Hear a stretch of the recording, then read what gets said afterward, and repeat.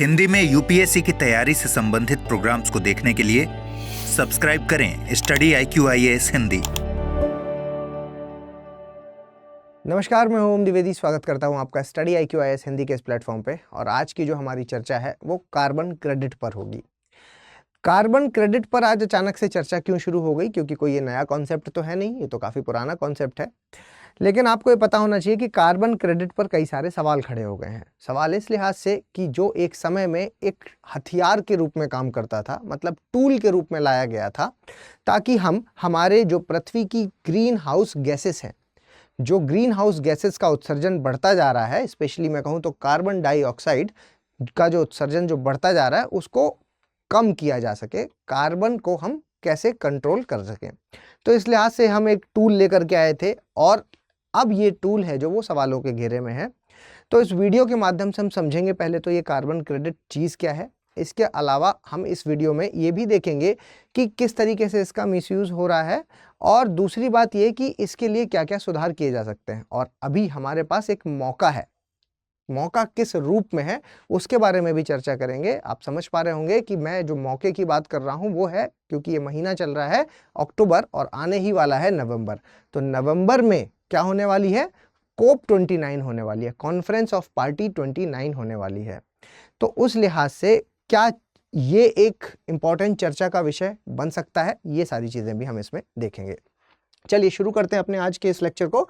और इसमें आप देख पा रहे हैं कि ये सीधे एक हिंदू से लिया हुआ आर्टिकल है। इसके इनपुट्स आपको देखने में मिलेंगे फेयर ट्रेड को लेकर के। India must develop a transparent carbon trade policy. Bharat के लिए भी कहा जा रहा है कि भारत को भी अपनी एक खुद की एक पॉलिसी बना लेनी चाहिए। इसके अलावा मैंने यहाँ पर इस आर्टिकल से भी कुछ इनपुट्स हैं जो वो लिए हैं। ये COP29 के बारे में बताएगा। ये आप देख पा रहे होंगे, ये फोटो अगर आपको विजिबल हो तो आप यहाँ पर देख रहे होंगे कि बादलों जैसा कुछ दिख रहा है और ये सूरज दिख रहा है। तो मतलब कुछ ऐसा महसूस हो रहा है कि ऊपर से ली हुई कोई फोटो है ना, ऊपर से ली हुई फोटो है, क्योंकि नीचे सूरज और बादल नीचे है, सूरज ऊपर है। लेकिन ऐसा सच नहीं है, ये एक पॉल्यूशन का स्तर बताने की कोशिश की जा रही है। इस माध्यम से पॉल्यूशन का स्तर बताया जा रहा है, क्योंकि ये यमुना नदी है और यमुना नदी, दिल्ली की जो यमुना नदी है, उसका पॉल्यूशन का स्तर इतना ज़्यादा है कि यहाँ ये पूरा जो झाग है वो इसके ऊपर बन गया है और सूर्योदय हो रहा है। और क्योंकि सूर्योदय हो रहा है तो ये ऐसा लग रहा है कि ये बादल हैं। तो आप ये समझ पा रहे होंगे कि प्रदूषण का स्तर भारत में या पूरे विश्व में ही हम कह सकते हैं वो बहुत ज़्यादा बढ़ चुका है। तो प्रदूषण को कंट्रोल करने के लिए एक चीज़ आई थी जिसका नाम था कार्बन क्रेडिट, और वो कार्बन क्रेडिट आज क्वेश्चन मार्क बनी हुई है। तो सबसे पहले तो हम ये देख लेते हैं कि भाई कार्बन क्रेडिट है क्या। तो मैं अगर कार्बन क्रेडिट की बात करता हूँ, कार्बन क्रेडिट, तो बड़ा सिंपल शब्दों में हम समझेंगे इस चीज़ को, सिंपल शब्दों में समझेंगे। मतलब देखिए, कार्बन के लिए एक लिमिट फिक्स कर दी कि भाई हर इंडस्ट्री की अपनी एक लिमिट है कि इस पर्टिकुलर पॉइंट से आपको ऊपर नहीं जाना है, इस लिमिट से आपको ऊपर नहीं जाना है। ठीक है, एग्जाम्पल से मैं आपको समझाने का प्रयास करता हूँ। जैसे मान लीजिए कि दो इंडस्ट्रीज़ हैं, एक ये हो गई और दूसरी इंडस्ट्री ये हो गई, और ये एक लिमिट है, और ये लिमिट है जो वो तय की गई है कि भाई इसके ऊपर आपको कार्बन का जो क्रेडिट है, जो आपको लिमिट दी गई है कि इससे ज़्यादा उत्सर्जन मत करना। लेकिन इस कंपनी ए ने और इस कंपनी बी, ठीक है, तो इस कंपनी ए ने क्या किया, इतना ज़्यादा कर दिया, इस कंपनी ए ने इतना ज़्यादा पॉल्यूशन कर दिया। लेकिन इस कंपनी बी ने क्या किया कि नवीकरणीय ऊर्जा का इस्तेमाल किया, और इस लिहाज से इस कंपनी बी ने इतना कम पॉल्यूशन किया और इसने ज़्यादा पॉल्यूशन किया, क्योंकि इस लिमिट ये थी। अब इसने ज़्यादा किया है, इसने कम किया है, तो इसको कुछ क्या मिलेंगे, क्रेडिट पॉइंट मिलेंगे, क्रेडिट पॉइंट। और ये जो क्रेडिट पॉइंट होंगे ये इसके पास आ गए, लेकिन इसने तो ज़्यादा कर दिया अपनी लिमिट से। तो अब ये क्या करेगा, तो इसके पास, कंपनी ए के पास एक अपॉर्चुनिटी है कि कंपनी बी के पास जाए और इससे क्या कर ले, खरीद ले। ऐसा क्यों, ये व्यवस्था क्यों की गई? ये ओवरऑल व्यवस्था इसलिए की गई थी ताकि जो लिमिट है कैसे भी उसके ऊपर न जाए, मेरे ख्याल से आप ये बात समझ पा रहे होंगे।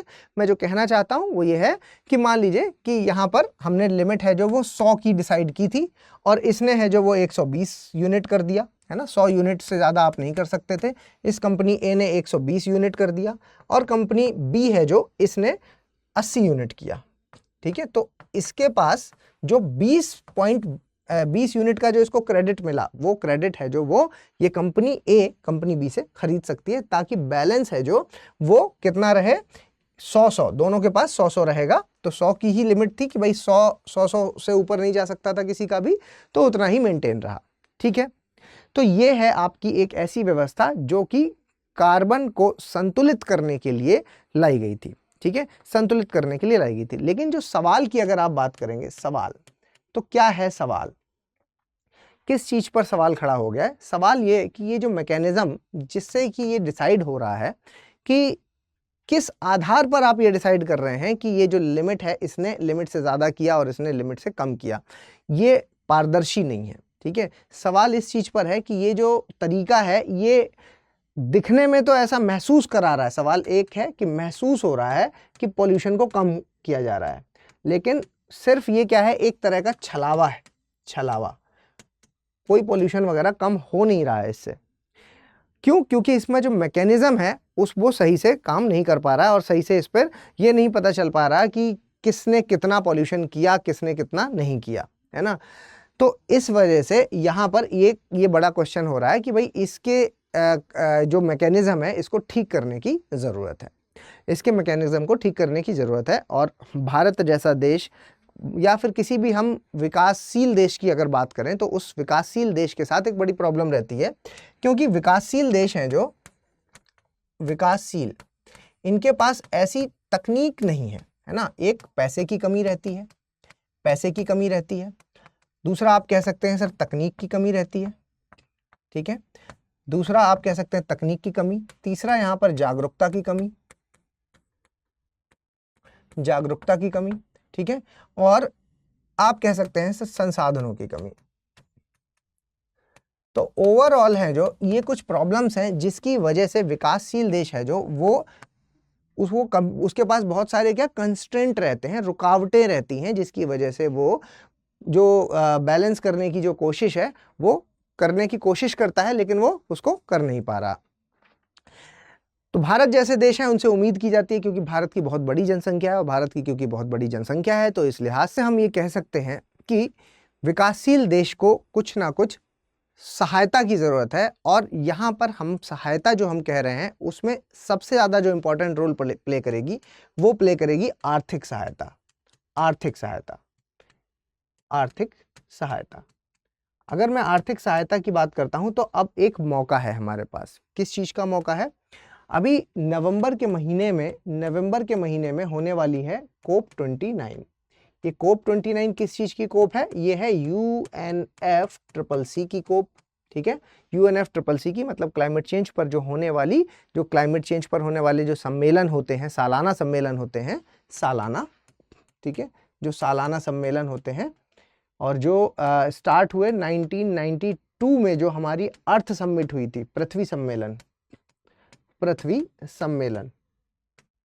ठीक है, सम्मेलन, उसमें ये चीज़ डिसाइड हुई थी कि क्लाइमेट चेंज को, बेसिकली पृथ्वी सम्मेलन को मैं थोड़ा सा आपको बता देता हूँ कि शुरुआत अगर आप देखेंगे तो 1972 से हुई। 1972 ये वो ईयर है जब हमने स्टॉकहोम सम्मेलन किया था, स्टॉकहोम सम्मेलन। ठीक है, स्टॉकहोम सम्मेलन ये पहला सम्मेलन माना जाता है, ये फर्स्ट सम्मेलन माना जाता है जिस पर कभी हमने बात की है, किस लिहाज पर? पर्यावरण।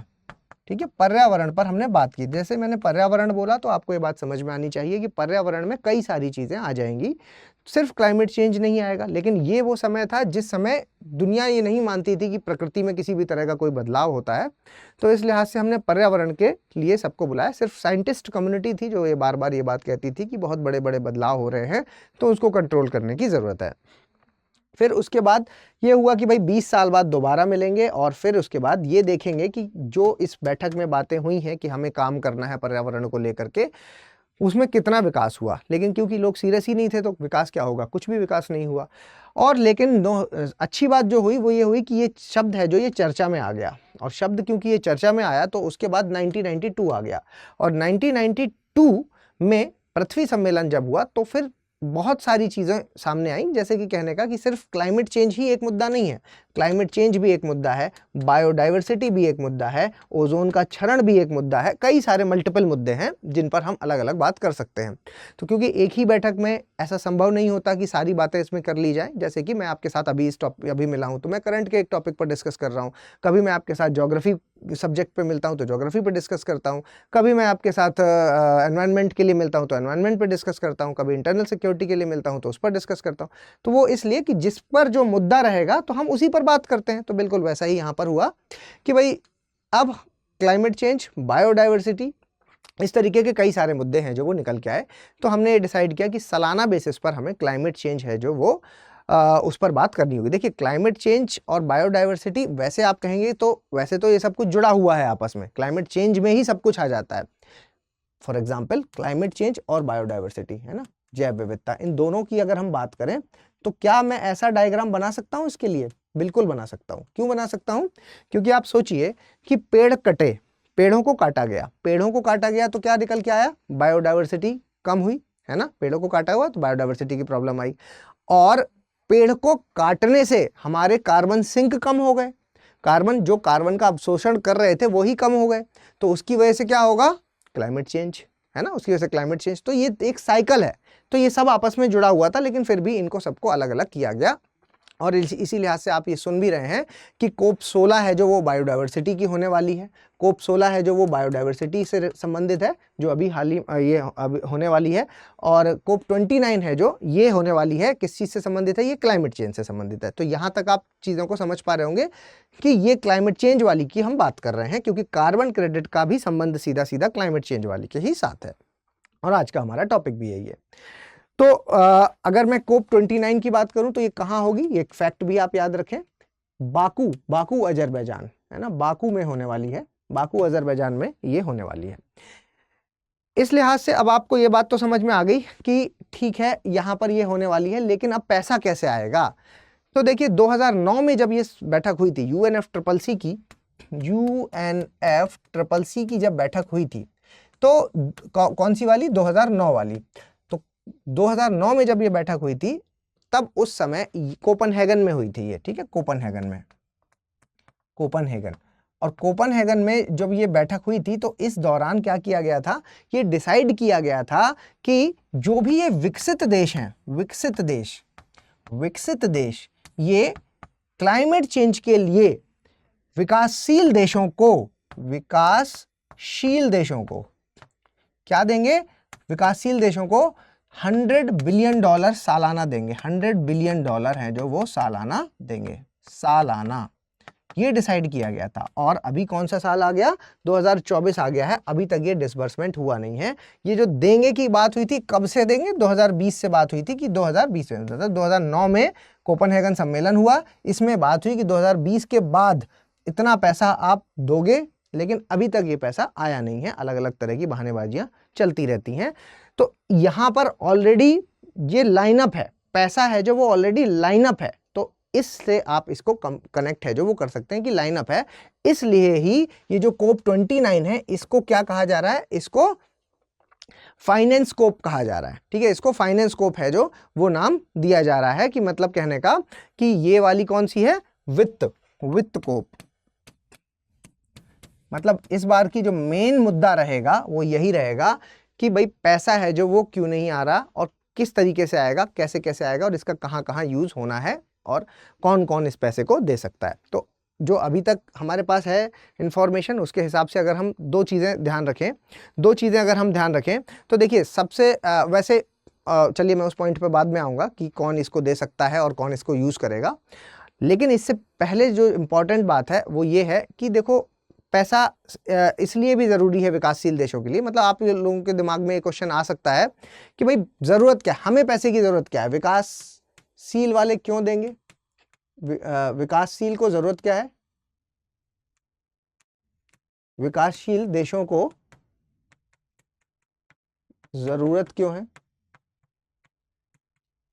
दूसरा ये क्वेश्चन भी आ सकता है आपके दिमाग में कि विकसित वाला ही क्यों दे रहा है, विकसित वाला क्यों दे रहा है, विकसित वाला क्यों दे रहा है। ठीक है, दो सवाल आपके दिमाग में आ सकते हैं। तो दो सवाल की अगर हम बात करें तो पहले तो ये कि विकसित वाला दे क्यों रहा है, तो देखो बेटा, ये दे इसलिए रहा है कि आज जो हम क्लाइमेट चेंज की समस्या से जूझ रहे हैं, जो आज हम क्लाइमेट चेंज की समस्या से जूझ रहे हैं, ये रिजल्ट है। किस चीज का रिजल्ट?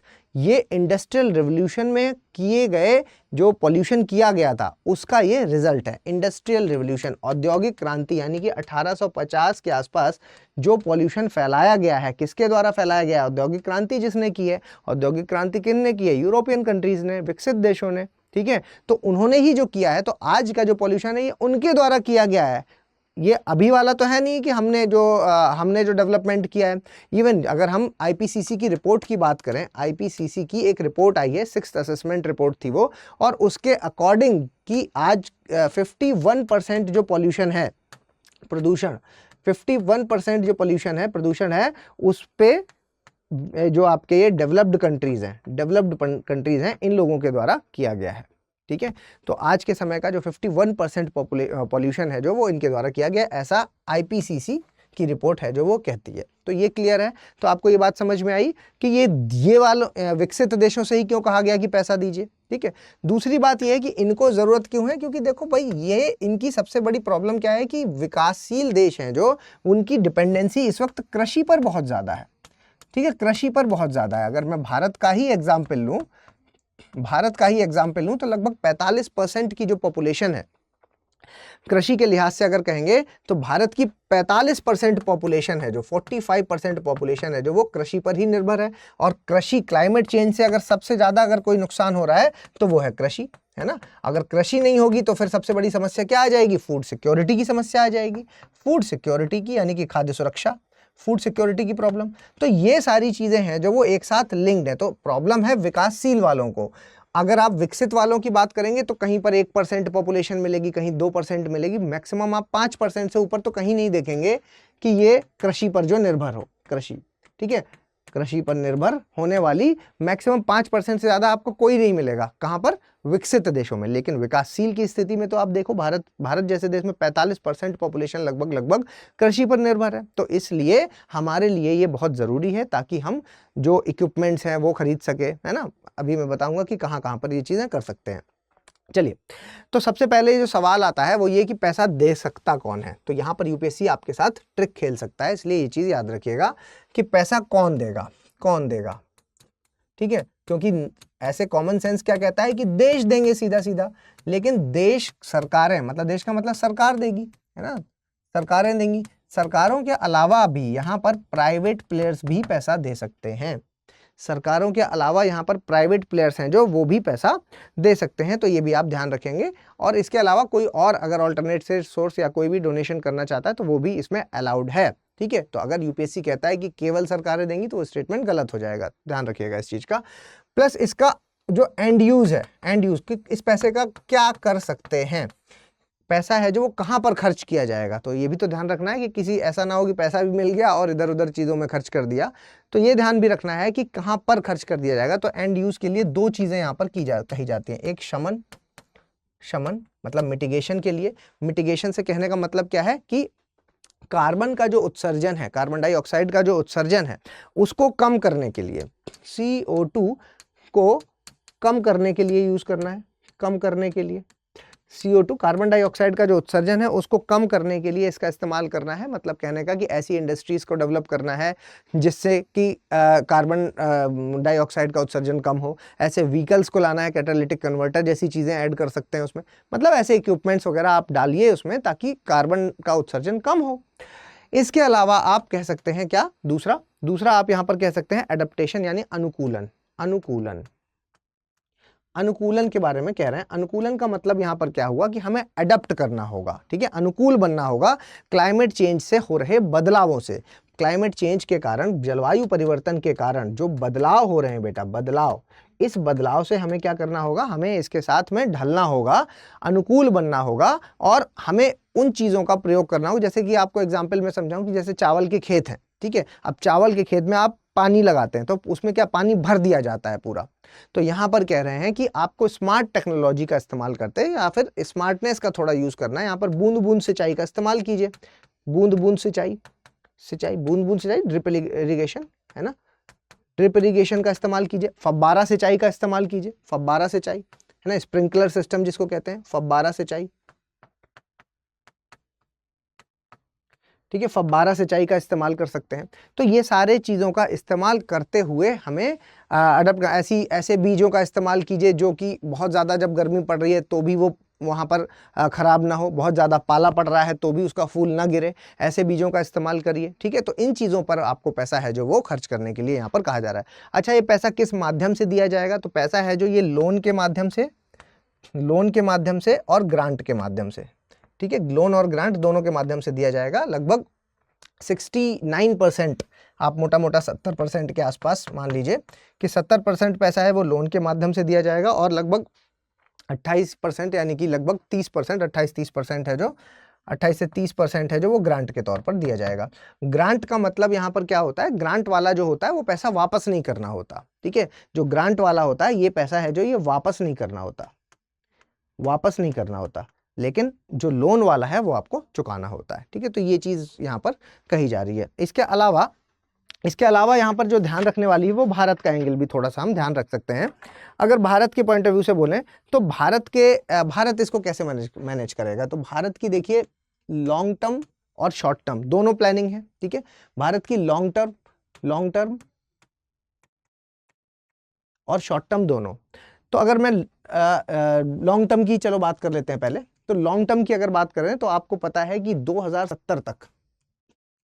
2070 तक हमने क्या किया है? हमें नेट जीरो एमिशन करना है ना, नेट जीरो उत्सर्जन। और नेट जीरो उत्सर्जन की अगर बात करते हैं तो इसका मतलब यहां पर क्या हो गया बेटा कि ऐसा नहीं है कि कार्बन का उत्सर्जन शून्य कर देंगे। इसका मतलब होता है कि जितना कार्बन हम पैदा करेंगे उतना ही हम क्या करेंगे? एब्जॉर्ब कर लेंगे, ठीक है, अवशोषित कर लेंगे। तो ये होता है आपका नेट जीरो। तो ऐसी तकनीकें यहाँ पर डेवलप करनी है। दूसरा, अगर आप शॉर्ट टर्म की बात करते हैं, भारत के शॉर्ट टर्म, तो इसके लिए 2030 तक हमने अपना टारगेट रखा है कि 2030 तक हम क्या करेंगे? 500 गीगावाट है जो वो हम रिन्यूएबल एनर्जी यानी कि नवीकरणीय ऊर्जा के माध्यम से पैदा करेंगे, ठीक है। इसके अलावा हम ग्रीन हाइड्रोजन का विकास करेंगे। और कितना विकास कर देंगे 2030 तक? 2030 तक अगर देखेंगे तो 5 मिलियन मेट्रिक टन का इस्तेमाल करेंगे। 5 मिलियन मेट्रिक टन, ठीक है। ये जो मैं डेटा आपको बता रहा हूं ये आप अपने मेंस में हर जगह पर इस्तेमाल कर सकते हैं और बार बार आपको करना भी चाहिए ताकि आपके आंसर में वजन बढ़ जाए, ठीक है। तो इतना है जो वो यहाँ पर टारगेट किया हुआ है। इसका करेंगे क्या? इसका ग्रीन हाइड्रोजन का इसका ई व्हीकल्स पे इस्तेमाल करेंगे, ई व्हीकल्स, ठीक है, ई व्हीकल्स पर इस्तेमाल करेंगे। जो ई वाहन, इलेक्ट्रिसिटी से चलने वाले जो वाहन है उनमें इसका इस्तेमाल यहाँ पर किया जाएगा। कैसे बनता है? ग्रीन हाइड्रोजन को अगर शब्द से आपको कंफ्यूजन हो रहा हो तो मैं बता दूं, यहाँ पर पानी लीजिए, है ना, पानी लिया जाता है और फिर उसमें क्या है कि बिजली का करंट लगाया जाता है और करंट से क्या किया जाता है? हाइड्रोजन के अणुओं को अलग किया जाता है, ठीक है। तो ये प्रोसेस, तो आप कहेंगे सर इसमें तो आपने बिजली का इस्तेमाल कर लिया। तो बिजली का इस्तेमाल किया तो फिर आपने कहाँ ग्रीन हुआ ये? तो यही तो बात है कि ये जो बिजली यहाँ पर इस्तेमाल की जाएगी वो बिजली कैसी होगी? वो रिन्यूएबल एनर्जी यानी कि नवीकरणीय ऊर्जा से बनी हुई होगी, ठीक है, नवीकरणीय ऊर्जा से बनी हुई होगी, नवीकरणीय ऊर्जा से बनी हुई बिजली होगी। तो ये चीज़ आपको यहाँ पर ध्यान देनी है। दूसरा, आपको ये सोचिए कि ये जो मैंने आपको ये वाला बताया है कि नेट जीरो कर देंगे 2070 तक, तो पता है आपको इसके लिए कितना पैसा लगने वाला है? इसके लिए जो एस्टिमेट है, क्योंकि हमने 2020 से सोचा था कि पैसा मिलेगा, 2020 से जब एस्टिमेट लगाया गया 2020 से 2070 में तक का, तो एस्टिमेट निकल के आया 850, कितना निकल के आया? 850 लाख करोड़, 850 लाख करोड़। इतना पैसा चाहिए इस काम को करने के लिए, ठीक है, इतना पैसा चाहिए। और अभी तक तो विकसित देशों ने देना ही नहीं शुरू किया। और भारत के हिसाब से आप मोटा मोटा आप ले लो कि 45-50 लाख करोड़ के आसपास की हमारी पूरी मतलब जब जीडीपी हमारा होता की हम बात करते हैं तो पूरे जीडीपी में 50 लाख से ऊपर नहीं जाता कभी भी, ठीक है। तो अब यहाँ तो 850 है, तो कितने गुना हो गया ऊपर, ठीक है। तो ये चीज़ें हैं जो वो आपको यहाँ पर ध्यान देनी है, जो कि हमारे लिए हमारे लिए इंपॉर्टेंट है। आप प्री और मेंस दोनों में इन आंसर्स का या फिर इसके जो डेटा है वो इसका इस्तेमाल कर सकते हैं। इसके अलावा मैं आपके साथ एक और इन्फॉर्मेशन शेयर करूंगा जो हमारे फास्ट ट्रैक बैच के बारे में है। ये बैच 2025 के स्टूडेंट्स के लिए है, 2025 के स्टूडेंट्स के लिए 2025, और इसके अलावा 2026 और 27 के स्टूडेंट के लिए भी हमारे पास बैचेस इंक्लूड है। ठीक है, ये सारे ही बैचेस कैसे हैं? P2I बैचेस हैं। P2I बैचेस हैं, तो आपको चिंता नहीं करनी है, प्री से लेकर के इंटरव्यू तक की कंप्लीट तैयारी कराई जाएगी। 2025 के लिए ये बैच बहुत शानदार इसलिए हो जाएगा क्योंकि इतने कम समय में अगर आप अभी भी 2025 को टारगेट कर रहे हैं तो इस बैच के माध्यम से आप कर सकते हैं। बहुत ही बढ़िया फैकल्टी के पूरी टीम के साथ आपको जुड़ने का मौका मिलेगा। इसमें मेंटोरशिप की सुविधा, आपकी टेस्ट सीरीज की सुविधा, सब कुछ इसमें शामिल किया गया है। और आप ओम लाइव कोड का इस्तेमाल करके आप सबसे कम दामों में कोर्स परचेज कर सकते हैं। जैसे इस कोर्स की बात करें तो मात्र 18,999 में आप कोर्स को परचेज कर सकते हैं। इसी तरीके से 2026 और 27 जो भी आपको लेना हो आप ले सकते हैं। कोड लगाना मत भूलिएगा, क्योंकि अगर आपने कोड नहीं लगाया तो शायद ये कोर्स आपको महंगा पड़ सकता है। चलिए फिर मिलेंगे किसी और लेक्चर में, तब तक के लिए धन्यवाद। हिंदी में यूपीएससी की तैयारी से संबंधित प्रोग्राम्स को देखने के लिए सब्सक्राइब करें स्टडी IQ IAS हिंदी।